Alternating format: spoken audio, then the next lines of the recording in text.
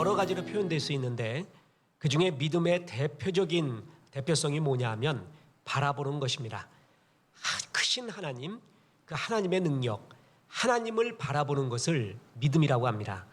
우리 인간이 하나님에게 드릴 수 있는 최고의 드림 또한 무엇이냐면 시선입니다. 하나님을 바라보는 겁니다. 그게 하나님께 우리가 드릴 수 있는 최고의 사랑의 표시입니다. 내가 주님 바라봅니다. 주님 생각합니다. 이것처럼 최고의 드림은 없습니다. 불신이 뭐냐 하면은 하나님보다, 하나님의 은혜보다, 하나님의 능력보다 내가 가지고 있는 문제가, 내 아픔이, 씻을 수 없는 나의 좌절이, 그리고 나의 죄악이 더 큽니다 라고 내 문제를 바라보는 거예요. 그걸 불신이라고 합니다. 믿음은 크신 하나님을 바라보는 것입니다. 오늘 주제는 굉장히 중요합니다.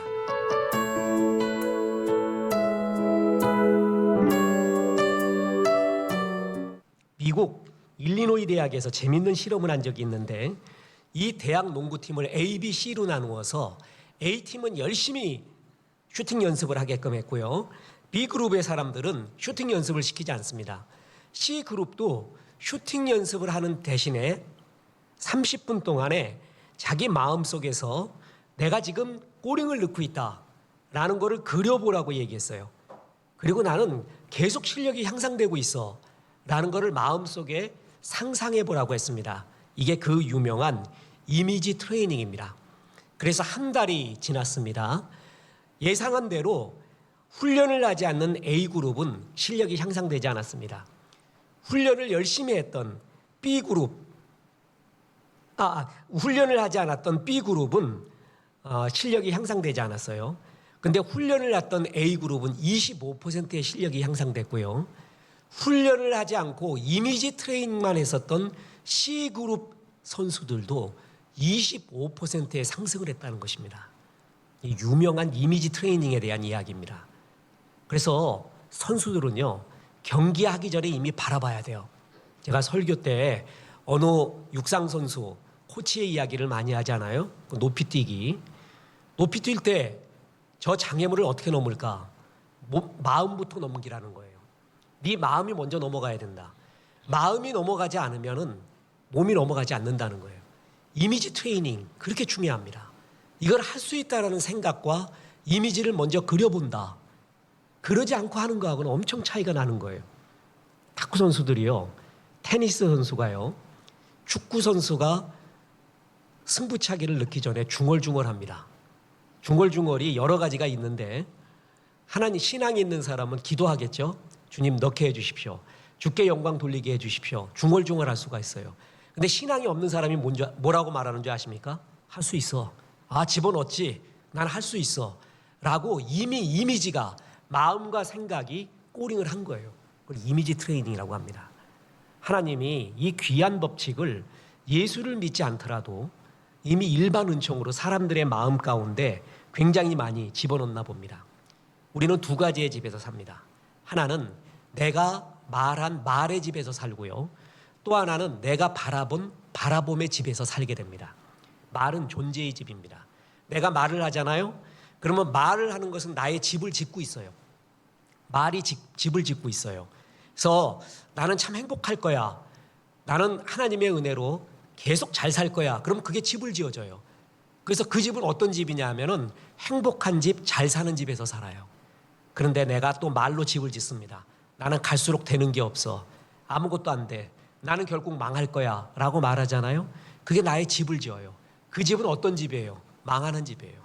내가 말하는 그 말의 집, 그 속에서 내가 살게 됩니다. 그래서 말은 존재의 집이에요. 신앙의 말이 그렇게 중요한 겁니다. 또 하나, 바라봄이 나의 집을 짓습니다. 나는 뭘 바라보고 있는가? 문제를 바라보잖아요. 그리고 실패를 바라보고 있어요. 그걸 그리고 있어요. 그럼 내가 그걸 집을 짓고 있는 중이에요. 그 속에 살게 돼요. 근데 하나님의 은혜가 있다. 나 같은 죄인에게, 나같이 못난 자에게 베푸시는 주의 은혜라는 것이 있다 라고 그걸 바라보고 있어요. 그것이 바로 집을 짓고 있어요. 그 집에 살게 되는 거예요. 우리는 말의 집과 바라봄의 집에서 살게 됩니다. 그래서 신앙은 뭐냐 하면은 신앙의 말, 믿음의 말을 하는 거예요. 그리고 신앙은 뭐냐 하면 하나님이 주신 은혜를 바라보는 거예요. 이 두 가지를 신앙이라고 합니다. 오늘 아주 중요한 주제입니다. 그래서 오늘 말씀의 주제는 크신 하나님, 크신 능력의 주님이라는 것입니다. 자, 보세요. 오늘 본문은 엘리후의 세 번째 발언인데요. 엘리후는 욥이 한 말을 가지고 와서 반박을 하면서 하나님의 초월성이라는 중요한 주제를 말하고 있습니다. 조직 신학에 보면은요, 하나님의 속성이라는 것이 있습니다. 하나님의 속성에는 두 가지가 있는데요. 하나는 공유적 속성과 비공유적 속성이 있습니다. 공유적 속성은 뭐냐면요, 우리가 하나님의 것을 체험할 수 있는, 나눌 수 있는, 나도 그리해야 되는 속성, 그거를 공유적 속성이라고 합니다. 비공유적 속성은 아무리 하나님이 우리 인간을 사랑하고요, 하나님의 형상대로 지음을 받았다 할지라도요, 하나님과 우리는 질적인 엄청난 차이가 있어요. 그죠? 그래서 공유할 수 없는 속성이에요. 그거를 비공유적 속성이라고 합니다.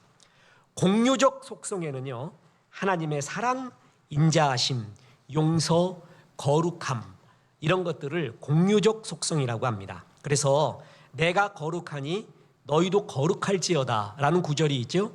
내가 사랑한 것 같이 너희도 사랑하라 라는 구절이 있잖아요.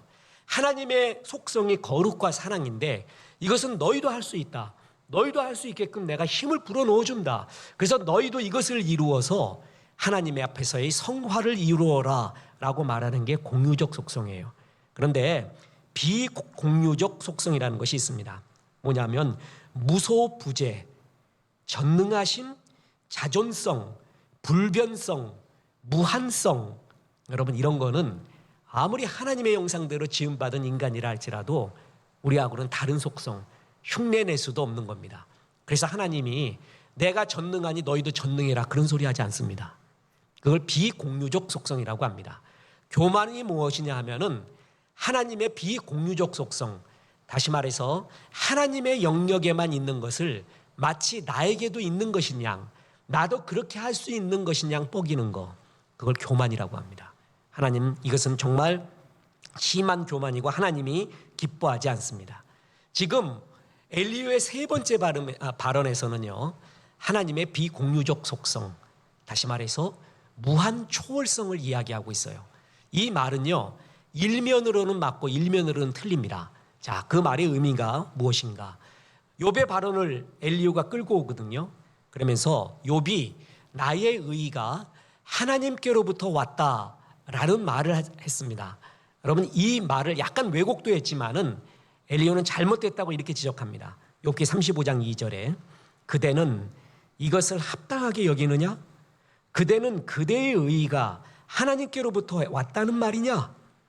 이 구절을 더 원어에 가깝게 번역을 하면요, 나의 의의는 하나님의 의의보다 낫다라는 말입니다. 말도 안 되는 소리 하지 마라. 욥, 네가 굉장히 선한 일을 했다고? 아니, 네가 죄를 지었니? 자, 엘리후의 세 번째 발언의 말은 바로 이겁니다.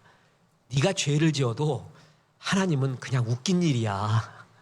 네가 선한 일을 해도 하나님은 웃긴 일이야. 너의 선과 너의 죄가 하나님이 그렇게 충격받는 줄 아니? 하나님은 그런 분이 아니야. 그게 오늘 엘리후의 말입니다. 이 말은 반은 맞고 반은 틀리다고 했죠.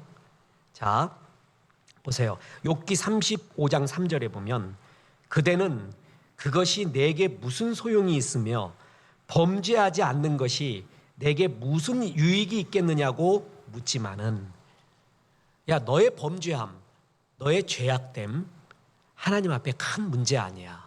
그러면서 엘리후는 하늘과 높은 구름을 언급합니다. 자, 5절 보세요. 그대는 하늘을 우러러보라. 그대보다 높이 뜬 구름을 바라보라. 이때 하늘과 구름은 초월적인 하나님에 대한 은유적인 표현입니다. 인간과 하나님은 하늘과 땅만큼 질적인 차이가 있다. 그래서 인간이 범죄한다고 해서 하늘에 계신 하나님이 그렇게 영향을 받겠느냐? 인간이 의롭다고 해서 하나님이 그렇게 감동하겠느냐? 자, 35장 6절 7절 보세요. 그대가 범죄한들 하나님께 무슨 영향이 있겠으며 그대의 악행이 가득한들 하나님께 무슨 상관이 있겠으며 그대가 의로운들 하나님께 무엇을 드리겠으며 그가 그대의 손에서 무엇을 받으시겠느냐. 결론적으로 인간의 죄악이나 의는 사람한테나 소용이 있지 하나님께는 크게 소용이 있겠느냐. 그러면서 8절 보세요. 그대의 악은 그대와 같은 사람에게나 있는 것이요 그대의 공의는 어떤 인생에게도 있느니라. 네가 악을 행한 거, 네가 의를 행한 거 도토리 키재기다. 하나님 앞에서 아무것도 아니다. 이 말은 일면 맞습니다. 하나님의 초월성은요,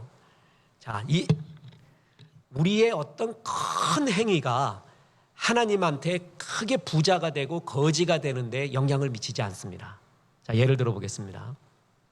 내가 평생에 이놈의 것을 100개를 만들었어요. 이거 100개 만들었다고 쳐봅시다. 그래서 하나님께 드렸어요.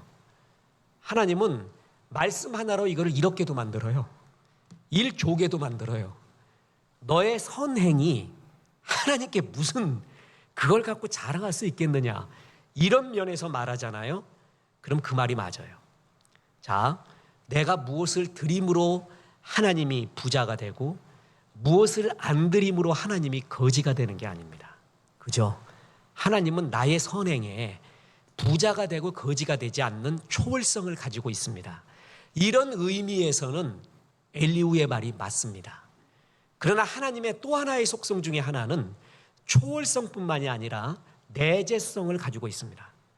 초월에 계시지만 우리의 작은 신음에도 들어오시는 하나님, 나의 눈물, 작은 말 한마디에도 들어오시는 하나님, 역사와 땅과 나의 삶의 현장에 들어오시는 하나님의 이야기. 그래서 초월성과 내재성이 동시에 있어요.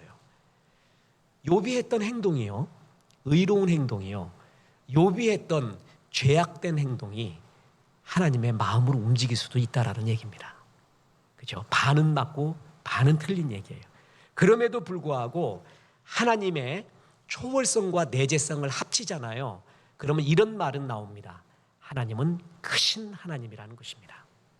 그리고 크신 능력을 가지고 있다는 거예요. 요한복음 10장 29절에 보면 이런 구절이 나옵니다. 그들을 주신 내 아버지는 만물보다 크심에 아무도 아버지 손에서 빼앗을 수 없느니라.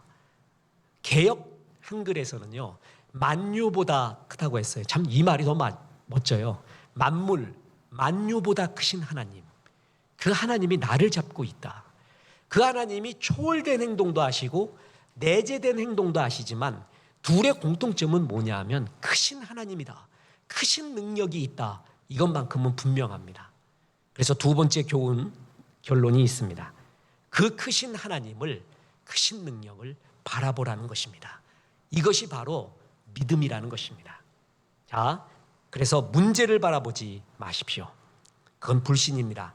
윌리엄 애킨스가 지은 생각 한 스푼의 기적에 보면 이런 구절이 나옵니다. 사자가 자신들을 괴롭히던 고양이를 잡아먹었다는 소식을 들은 쥐가 들뜬 마음에 친구에게 달려가 소식을 전했다. 친구야, 그 소문 들었니? 고양이가 사자에 잡혔대. 이제 우리는 자유야. 그러자 친구 쥐가 말했다. 친구야, 헛된 기대는 버리는 게 좋아. 고양이가 얼마나 무서운데 아마 사자가 살아남지 못했을 거야. 이 세상에서 고양이가 제일 무섭고 센 동물이야 라는 놈이 있다면은요, 미쳐버릴 거예요. 사자가 정말 정신분열이 일어나 버릴 거예요. 사자보다 더 크고 위대한 능력이 있는 하나님이 그 문제를 더 크게 바라본다. 우리가 사실 우리의 믿음은 언제 보이느냐 하면요, 고난과 문제가 생겼을 때예요. 그때 그걸 정말 크게 보느냐, 이 문제가 나를 함몰시키고 나를 좌절시키고 영원히 나를 깊은 수렁에 빠질 것이다, 그렇게 자꾸 생각을 해요. 바라봐요. 다시 말했죠. 믿음은 두 가지라 그랬죠. 집은 두 가지를 짓는다 그랬어요. 말과 바라봄이거든요. 난 그렇게 될 거야 자꾸 말해요. 그럼 그렇게 바라봐요. 그게 불신이에요. 그럼 그렇게 가는 거예요. 근데 믿음은 뭐냐 하면 어떤 문제 없는 사람 없습니다. 그러나 그 문제보다도 분명한 거는 하나님이 더 크시다. 그 문제를 바라보지 말고 하나님을 바라보는 거예요. 마귀가 우리를 진멸시키려고 주는 생각이 있습니다. 네 문제는 절대 해결 안 돼. 네 문제는 더 악해지지만 않아도 다행이야. 이렇게만 말해요. 너는 그 문제 속에서 영원히 허덕이다가 살면 돼. 자꾸 이런 생각을 넣어줘요. 여러분, 그러다 보면은 여러분 정말 계속 끝없는 그 구덩이 속에 빠지게 됩니다. 이 세상에서 하나님보다 큰 것이 없고 하나님보다 강한 게 없습니다. 사자하고 고양이하고 싸워보세요. 쥐 입장에서 바라볼 때 사자가 졌을 거야.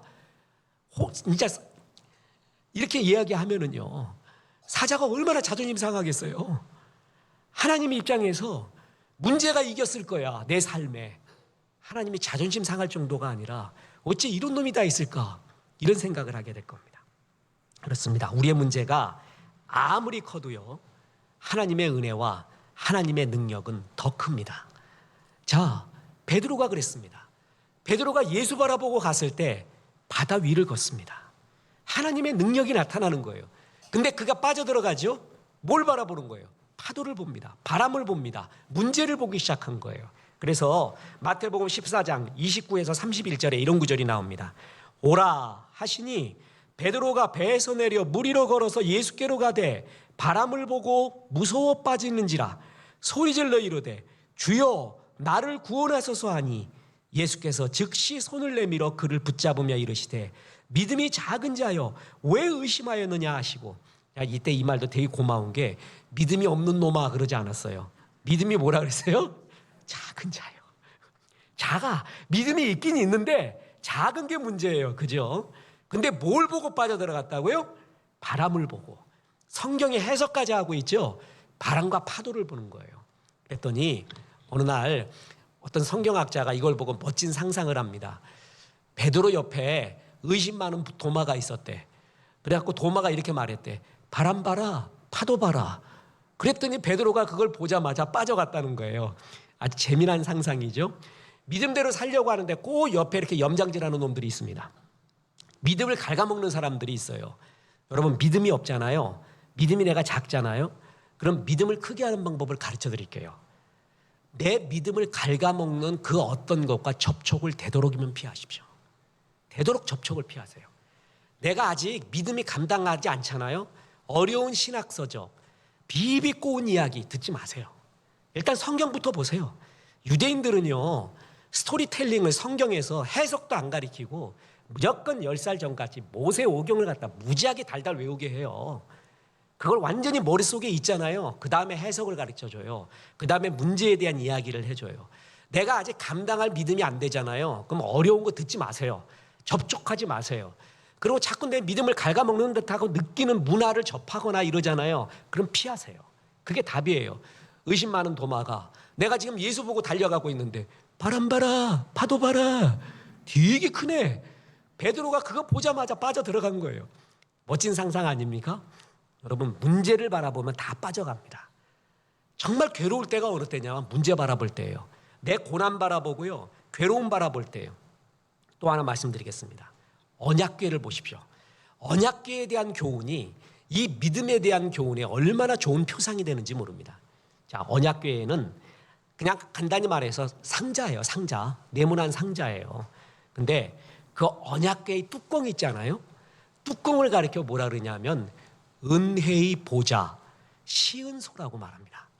너희가 은혜의 보좌 앞에 담대히 나갈 것이라 이런 말 나오잖아요. 그러니까 언약궤의 뚜껑이에요. 뚜껑.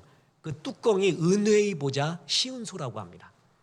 대제사장이 양의 피를 속죄일에 그 시은소 언약궤 뚜껑에다가 붓습니다. 그게 이유가 있어요.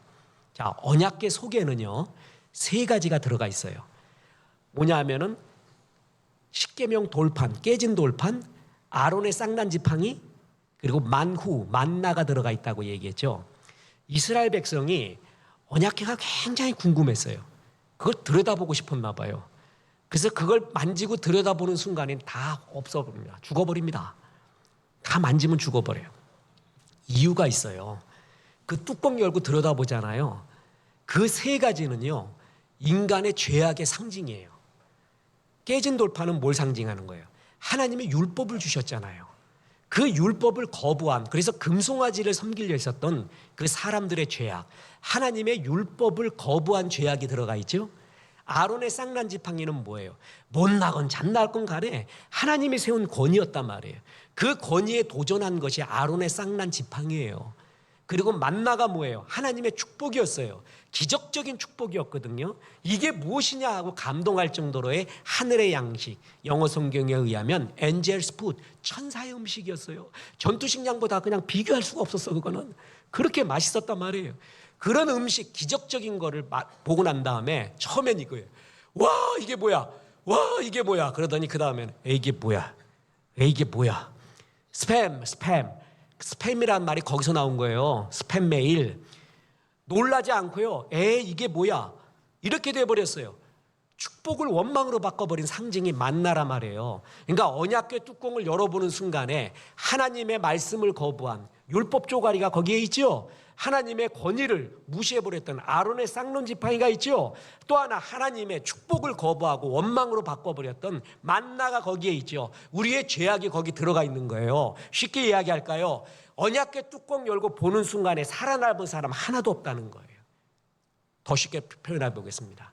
내 마음을 열고요, 내 마음속을 들여다보고요, 내 죄악을 보고요, 내 실패를 보고요, 내 좌절을 보고요, 살아남을 사람 하나도 없습니다.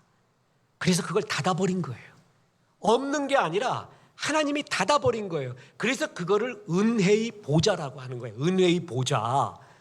하나님이 닫아주신 거예요. 예수의 보혈의 피로 덮어주신 거예요. 그거 자꾸 열어보지 말라는 거예요. 그거 열어보면 다 죽는다는 거예요. 믿음은 뭐냐면 그거 열어봐서 그거 바라보는 게 아니라 하나님 바라보는 거라 이거예요. 하나님. 문제 바라보지 마라. 네 좌절과 낙담과 상처와 아픔과 죄악과 그거 바라보지 마라. 그거 다 뚜껑으로 덮어버려라. 예수의 보혈의 피로 덮어버려라. 그리고 하나님 바라봐라. 그거를 가리켜 뭐라고요? 믿음이라고 얘기합니다. 그렇습니다. 믿음은 하나님을 바라보는 겁니다.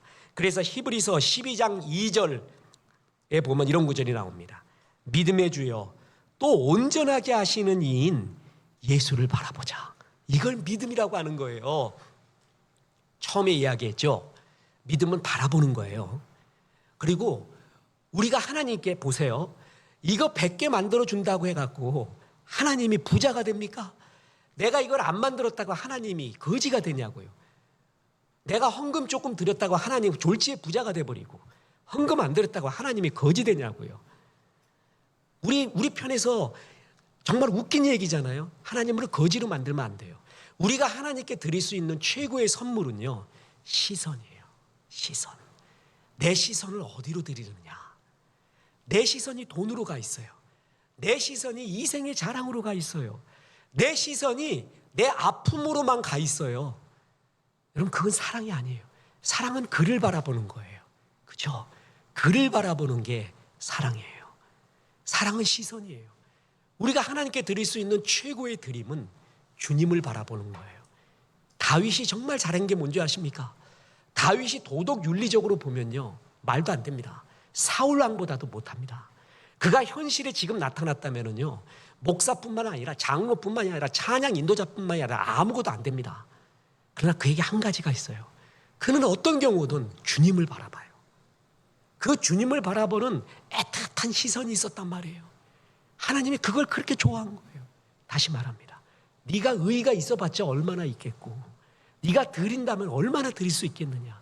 내가 너에게 바라는 건 너의 따뜻한 믿음과 사랑의 시선이라는 거예요. 믿음은 주님을 바라보는 거예요. 내 시선을 하나님께 드리는 거예요. 보세요. 오물 하나가 컵 속에 들어가잖아요. 그럼 컵이 전체가 물들어요. 오물로. 바다에 오물 하나 빠뜨려봐요. 왔냐? 그리 소리도 안 합니다. 생쥐한테 1cm 상처는 죽음에 이르는 치명적인 겁니다. 코끼리한테 1cm 상처는요, 모기 한 방하고 똑같습니다. 우리는 치명적이에요. 한 방 먹으면은요. 우리는 종이 같은 존재거든요. 연약한 질그릇이에요. 그런데 이 종이 뒤에 빨간 벽돌이 있잖아요. 그럼 날 찌르려는 놈이 손가락이 부러집니다. 믿음은 뭐냐면 나와 하나님과 결합하는 거예요. 포개는 거예요. 포개는 거. 나 혼자의 힘으로는 약해요. 쓰러져요. 근데 하나님과 계속 결합되어 있는 거예요. 여러분이 지금 예배 드리고 있어요. 포도나무에 가지가 붙어 있는 거, 그게 예배예요, 예배. 예배를 계속 드리는 게 결합되어 있는 거예요. 주님과 결합되어 있잖아요. 그러면 연약한 종이 한 장이라 할지라도 빨간 벽돌과 붙은 거와 똑같은 거예요. 우리의 힘은 나 혼자 있는 게 아니라 결합된 거에서 있는 거예요. 예수 안 믿으면 자기 수준으로 살아요. 자기 수준이 멋진 사람이 있습니다. 꽤 멋진 사람이 있어요. 근데 그건 자기 수준이에요. 자기가 죄마저도 죽음마저도 이기진 못해요. 아무리 수준이 있어도요. 신앙은 예수 수준으로 사는 거예요. 그래서 예수님 권세, 예수님 권세, 예수님 권세, 내 권세, 이걸 체험하는 거예요. 정말 주의 도움, 주의 권능, 이걸 경험하는 것 신앙이라고 해요. 같은 탄소 원소가 어떤 거와 결합하느냐에 따라 연필 만드는 흑연이 될 수도 있고요, 다이아몬드가 될 수도 있습니다. 내가 무엇과 결합하느냐, 내 상처와 결합하여, 그리고 내 아픔과 좌절과 계속 결합되어 있어요. 그렇게 살아, 그렇게. 그런데 주님과 결합돼요. 완전히 다른 존재가 돼요. 진짜 다른 존재가 될 수 있는 거예요. 무엇과 결합하느냐에 따라 달라지는 거예요. 그게 예수를 바라보는 거예요. 저는 취미가 문장 발견하는 게 취미라고 그러지 않았습니까? 어째 사람이 이런 문장을 만들까? 이런 단어를 만들어냈을까? 존경스럽습니다. 우주에 이것을 표현하는 비슷한 말이 아닌 꼭 맞는 말을 만들어내는 시인, 그게 플로베르가 말한 일물일어설, 하나의 물에, 물질에 하나의 단어, 그 단어를 만들어내고 그 단어를 발견했을 때의 시인의 기쁨. 야, 이건 다시 말하지만 2위인 침팬지하고는요 비교 불가합니다. 너무 차이가 나. 이게 진화 생물로 따지자면은 1위 인간하고 2위 침팬지가요 너무너무 차이가 나요. 비교 불가해요. 인간은 시를 말하고 은유를 말해요. 참 이런 문장 발견할 때마다 하나님 위대하십니다는 걸 발견하거든요. 그러나 어느 날 꽃이라는 단어 있잖아요. 우리나라의 말 중에 꽃하고 제일 닮은 단어가 있어요. 꽃의 모양과요, 꽃의 모양과 제일 닮은 우리나라의 단어가 있어요. 그게 뭔지 아세요? 꽃이야. 여러분 꽃이라고 써보세요. 꽃하고 똑같아요. 내가 이거를 예전에 몇 년 전에 설교를 했거든요. 그러니까 우리 이왕철 집사가 그 다음 날 꽃이라고 해가지고 이미지 하나를 보냈어요. 꽃이라는 단어를 갖고 꽃을 만든 거예요. 야, 이게 뭔가 통해. 이게 침팬지가 할 수 있냐고, 이거를. 지금 이 이야기를, 이 교류를 침팬지가 할 수 있냐고요. 꽃이라는 단어가 그렇게 좋아요. 꽃이라는 단어하고 결합을 하잖아요. 슬픈 것도 좋은 게 되고요, 좋은 건 더 좋은 게 돼요. 보세요. 아픔, 갈등, 싸움, 미움 다 싫잖아요. 그런데 꽃을 붙여보세요. 꽃아픔, 꽃갈등, 꽃싸움, 꽃미움, 꽃이별, 꽃슬픔, 꽃외로움, 꽃눈물, 한결 가벼워지죠. 심지어는 돼지야 그래도 앞에다 꽃 붙여봐요. 꽃돼지. 뭔가 이뻐. 뭔가 미학이 들어가요. 좋은 거에다가 꽃 붙이면 더 좋아. 꽃생각, 꽃사랑, 꽃그리움, 꽃웃음, 꽃포옹, 꽃문자, 꽃통화, 꽃기다림, 꽃고백. 한층 더 좋아지죠. 근데 개하고 결합하면요, 아무리 좋은 것도요 다 싫어. 개 아픔, 개 갈등, 개 싸움 이러면 더 싫고요. 좋은 거에도 붙여봐요. 개 생각, 개 사랑, 개 그리움, 개 웃음, 개 포옹. 아무리 좋은 것도 개하고 붙으면은 괴로워요. 우리 인생에 하나님이 좋은 걸 주셨어요. 그리고 슬픔도 있죠? 그럼 하나님과 결합을 해봐요. 꽃과 결합해봐요. 다 좋아져요. 다 멋져져요. 하나님과 결합을 하잖아요.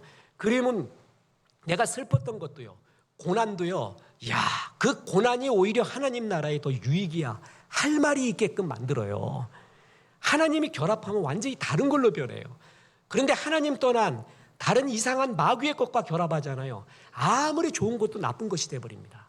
신앙은 결합하는 거예요. 하나님을 바라봐서 하나님과 결합하는 거, 그걸 가리켜 신앙이라고 합니다. 그래서 느헤미야 8장 10절에 이런 구절이 나오죠. 여호와를 기뻐하는 것이 너희의 힘이니라. 하나님 앞에서 기뻐하는 거예요. 하나님이 역사한다고 좋아하는 거예요. 그걸 믿고 바라보고 찬양하는 거예요. 여호와를 기뻐하는 것이, 네 삶에 역사하실 하나님을 찬양하고 믿고 기뻐하는 것이 너의 삶의 힘이요 원동력이 된다. 이걸 믿음이라고 합니다. 바라보는 거예요. 하나님을 바라보는 거예요. 별은 바라보는 자에게 빛을 준다라는 말이 있습니다. 근데 인디안들이 끝내줘. 아무튼 별은 바라보는 자에게 빛을 준대요. 바라보는 것이 날 만들어요. 그죠? 집이 돼요. 하나님이 아브라함을 부르시고요, 믿음 심어주시고요, 그 믿음을 키워주시는 방법이 뭐냐면 바라봄이었습니다. 자, 이게 중요한 거예요. 자, 여러분, 하나님은 원하는 것을 주기 전에 먼저 바라보게 만들어요. 바라보게. 자, 보세요. 하나님이 아브라함한테 땅을 주기 전에 먼저 땅을 바라보게 하십니다. 그 아브라함이 그걸 보고 아멘 하잖아요. 그게 실상이 돼요. 먼저 주시기 전에 바라보게 해서요. 보세요. 창세기 13장 14, 15절이에요. 롯이 아브라함을 떠난 후에 여호와께서 아브라함에게 이르시되 너는 눈을 들어 너 있는 곳에서 북쪽과 남쪽 그리고 동쪽과 서쪽을 바라보라. 보이는 땅을 내가 너와 내 자손에게 주리니 영원히 이르리라. 뭐하라? 바라봐라. 뿐만 아닙니다. 아브라함한테 후손을 주기 전에도 바라보라고 먼저 말했어요. 보세요. 창세기 15장 5절입니다.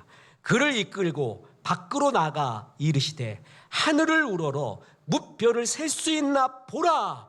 또 그에게 이르시되 내 자손이 이와 같으리라. 보여주시는 거예요. 바라보게 해요. 그래서 아브라함이 그걸 바라보고 그림을 그리고 아멘 하는 거예요.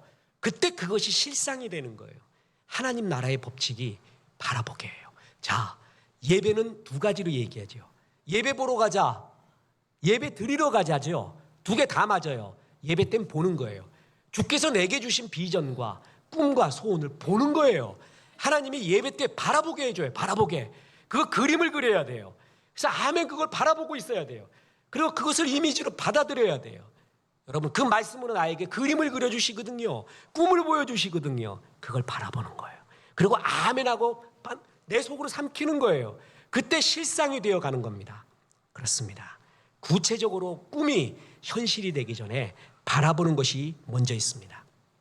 저는 이 바라봄의 법칙을 이야기할 때 제일 생각나는 게 유태영 박사님이에요. 여러분 기억나시죠? 텔레비에도 많이 나오셨죠? 이분이 전북 임실에서 더 들어간 산골마을 청웅에서 태어났습니다. 찢어지게 가난한다는 게 그거예요. 형제는 모두 팔남매나 되었는데 위에 형과 누나 셋은 초등학교에 발도 못 붙여봤습니다. 열심히 일만 했어요. 아버지는 머슴이었어요. 그래서 가족 모두가 생계를 위해서 품팔이 해야 됩니다. 그런데 이 유태영 박사한테 하나님이 선물 하나를 줬습니다. 그게 그 청웅 마을에요. 시골 교회 하나가 들어선 거예요. 조그만 교회가. 거기 다니면서 이 유태영 박사가 기도를 배웠어요. 믿음을 배웠어요. 믿음이 뭐라는 것을 배웠어요. 믿음은 바라보는 거라는 걸 배웠어요. 그래서 그에게 하나님이 꿈을 주셨는데 덴마크에 가서 공부하라는 거야. 덴마크의 농업 이런 것들을 배워서 한국에 접목시켜라 라는 꿈을 줬어요. 돈 있어야지. 공부를 했어야지.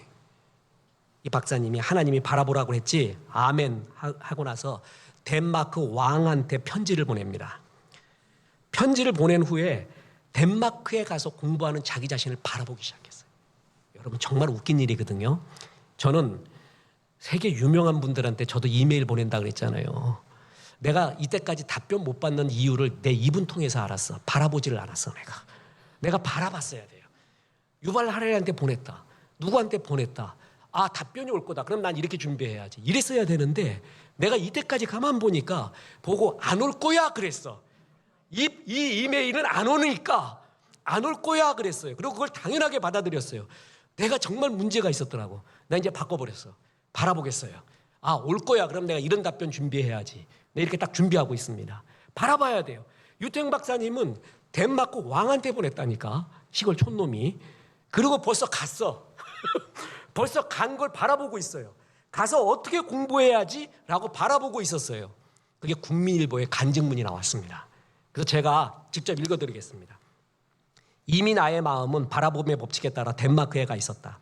어떻게 유학을 갈 것인가에 대해서는 전혀 걱정이 되지 않았다. 열심히 기도하며 한국의 농촌 문제를 집중적으로 연구했다. 한국의 농촌 현실과 함께 나의 사랑을 피력한 다음 덴마크에 가서 공부하고 싶다는 내용을 영어로 완성시켰다. 그러나 누구에게 어떻게 보내야 할 것인가가 문제였다. 하나님, 나는 배경도 없고 돈도 없습니다. 유일한 배경은 하나님이시며 지도교수는 바로 주님이시오니 길을 가르쳐 주시옵소서. 고민하던 중에 편지를 가장 높은 사람에게 보내라는 마음의 확신이 들었다.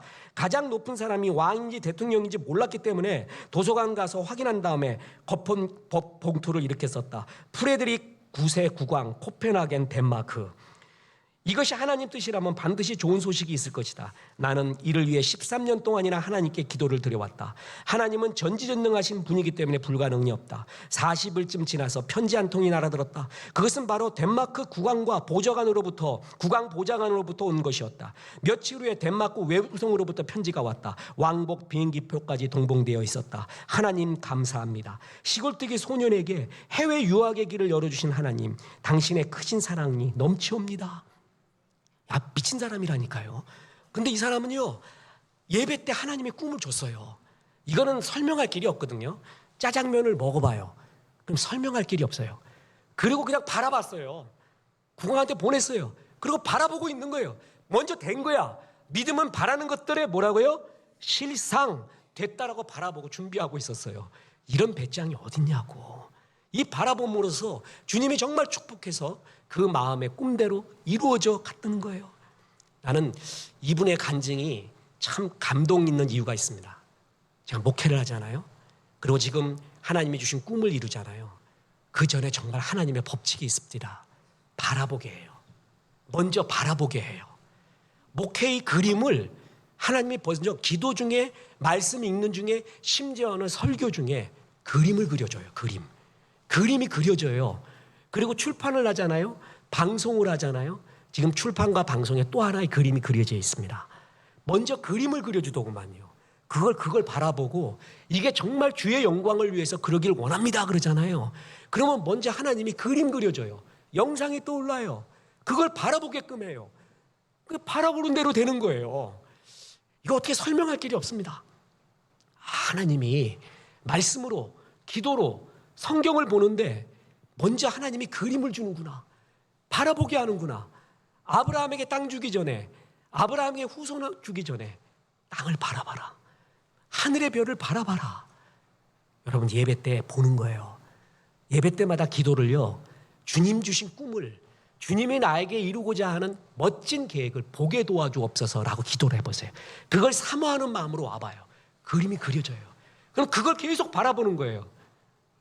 더 재미난 일은요, 그 그림 그린 거 있잖아요. 써요. 그리고 진짜 그려봐요. 그리고 붙여놔보세요. 아멘 해보세요. 좋습니다 해보세요. 정말 웃긴 일이 일어난다니까요. 주님, 출판 통해서, 방송 통해서 저는 이런 걸 꿈꿉니다. 하나님, 이거 정말 내 욕심이 아니죠? 하나님 주신 꿈으로 믿습니다 하고 글을 써놨어요. 하나하나 돼가는 거예요. 내가 어떻게 설명할 길이 없어요. 주님, 목회는 한국교회에 선한 목자로서 조국교회의 본이 되는 좋은 교회를 이끌고 싶고 섬기고 싶은데 이런 그림이 아닙니까? 하나님이 바라보게 해주는 게 있어요. 그걸 먼저 바라보고 써놓으세요. 차츰차츰 이루어져 가요. 설명할 길이 없어요. 유태영 박사님의 이 간증 듣고 맞다. 이거는 경험해 본 사람이 안다. 여러분, 믿음의 말을 먼저 하세요. 그리고 믿음으로 바라보십시오. 믿음은 꼭 내 소원만 성취하는 것이 바라봄이 아니에요. 바라봄은 예수를 바라보잖아요. 그럼 예수를 닮아가게 돼 있어요. 사람은 바라보는 것을 닮아가게 돼 있거든요. 자꾸 마귀 새끼 바라보잖아요. 똑같아져요. 사람 술만 보세요. 그럼 얼굴에 두꺼비가 보여요. 두꺼비. 금복주가 딱 보여요, 얼굴에. 사람이 산을 좋아하잖아요. 그럼 얼굴에 산이 있다니까요. 꽃 좋아하면 얼굴에 꽃이 있어요. 내가 좋아하고 바라보는 것이 내 얼굴과 심상에 나타나요. 내가 예수 바라보잖아요. 그럼 예수를 닮아가는 거예요. 믿음으로 바라보십시오. 믿음은 기적을 낳고 하나님의 손길을 체험하게 됩니다. 그렇습니다. 믿음의 말을 하십시오. 믿음의 말을 먼저 넘기십시오. 우리 교회에 어떤 분이 하나님 어디로 빛이 되게 해주셔서 배치되게 해주셔서 감사합니다 이래요. 공직에 있는 분이에요. 이상하다, 아직 빛이 안 됐을 텐데. 그러고 난 다음에 그걸 헌금을 보고 전화를 했어요. 아유, 모모 집사, 홍길동 집사, 벌써 배치됐나? 벌써 인사 배정이 됐나? 안 됐대. 그럼 왜 감사 헌금 내나? 되리라고 믿습니다. 나는 정말 이게 주의 뜻 같고 내 욕심도 아니고 좀 이 주의 영광을 바라봅니다 하고 미리 감사 헌금 드렸어요. 그대로 됐어요. 그대로 됐어요. 야, 너 대단하다. 목사보다 믿음 낫다. 그럼 믿음은 말씀 보잖아요. 성경 통독하잖아요. 예배 드리잖아요. 알 수 없는 그림을 주님이 바라보게 해줘요. 여러분, 그건 헛된 그림 아닙니다. 바라보십시오. 그리고 내 상처와 아픔과 좌절과 실패, 그리고 문제 바라보지 말고 주님 바라봐요. 그걸 주님을 사랑한다고 해요. 사랑은 시선이에요. 시선. 다시 말합니다. 이거 100개 만들어줘봤자 주님은 웃어버려요. 말씀 하나로 이거 1조개도 만들어요. 그게 중요한 게 아니라 하나님을 바라보는 거예요. 사랑은 바라보는 거예요. 주님의 비전 바라보고 주의 사랑과 은혜를 바라보잖아요. 주님이 그걸 제일 기뻐해요. 바라보는 자에게 하나님이 꿈을 주고 그림을 그려줘요. 그걸 바라보고 하나님, 믿음은 바라는 것의 실상이라고 했는데 주여 이 꿈을 이루어감을 믿습니다 하고 주님 바라보며 멋지게 사십시오.